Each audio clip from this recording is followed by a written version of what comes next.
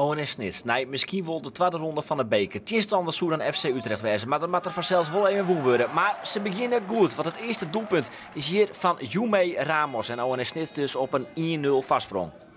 Vlissingen, een haatklosser, vliegen hier krek net promoveert naar de topklasse. Hier maar een mooi stifke.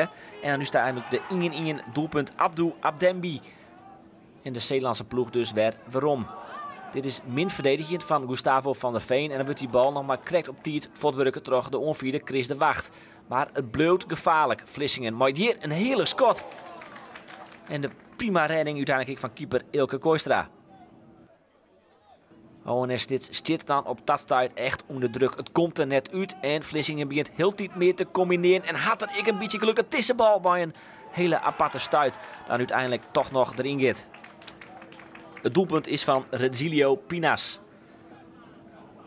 Nog altijd in de eerste helft. Deze aparte bal wordt voortwerken. Dan de technicus. Maar een mooi baltje. Martijn Rozenburg op de lotte. En dan misschien nog in de rebound Ramos. Nee, krijgt net. En zag je deze kans dus verlen. En bloot het bij rest 2-1 de vastsprong van de ploeg uit Zeeland Vlissingen. Maar dan begint het eerste stadion te rijden. En dan komt het intussen maar bakken uit de hemel. En dan krijg je dus deze shots. Ja, ik zou haar zeggen, dit is Chris de Wacht. Ja, dit is eigenlijk geen idee, maar hij levert wel een hele mooie paas aan. En zij krijgt ONS Snits. Maar dit was nog de beste kans van de wedstrijd. Renko van Ekendisse hier eigenlijk wel in matten, maar hij gaat er net in. Maar je kunt het duidelijk zien, het is eigenlijk geen waar meer om te voetballen. Bovenop begint ik nog de tong erin. En dus besluit de scheidsrechter om er voorlopig even een einde aan te maken.